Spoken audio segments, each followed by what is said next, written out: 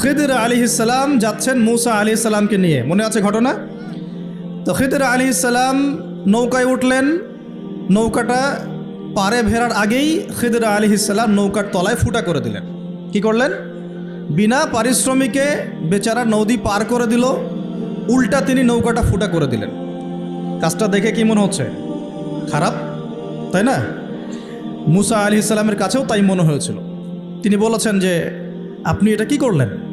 লাকাদ জি'তা শাইআন নুকরা, আপনি তো একটা অন্যায় কাজ করলেন যে আমাদেরকে বিনা পারিশ্রমিকে পার করে দিল, আপনি নৌকা ফুটা করে ফেললেন। তখন খিদর আলাইহিস সালাম বলছেন, আলাম আকুল লাকা, আমি কি তোমাকে বলি নাই ইন্নাকা লান তাসতাতিআ মাইয়া সাবরা, তুমি আমার সাথে ধৈর্য ধরতে পারবে না? আবার চললেন, একটা ছোট্ট বাচ্চা, এই যে ছোট্ট বাচ্চাটা কাছে আসলো, খিদর আলাইহিস সালাম তাকে হত্যা করে ফেললেন। একটা বাচ্চাকে হত্যা করে ফেললেন, অপরাধ না? অবশ্যই, বাইরের চোখ দিয়ে মনে হচ্ছে অপরাধ, অবশ্যই অপরাধ। মূসা আলাইহিস সালাম এরকম করে রিয়্যাক্ট করলেন, আপনি এটা কি করলেন? আপনি একটা বাচ্চাকে হত্যা করলেন, এটা তো জঘন্য কাজ হয়ে গেল।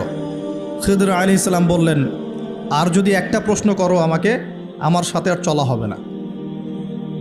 আরও চলতে লাগলেন, চলতে চলতে এমন একটা গ্রামে চলে আসলেন আপনাদের মতো। গ্রামে এসে বললেন, আমরা ক্ষুধার্ত, কিছু মেহমানদারি করা যাবে কিনা? তো গ্রামের লোকজন কেউ খাবার দিল না, পানিও দিল না, কিন্তু একটা বাড়ির দেয়াল পড়ে গিয়েছিল মাটিতে। খিদর আলাইহিস সালাম নিজে রাজমিস্ত্রির কাজ করে দেয়ালটা নির্মাণ করে দিলেন, বিনা পারিশ্রমিকেই, কোনো পারিশ্রমিক নিলেন না।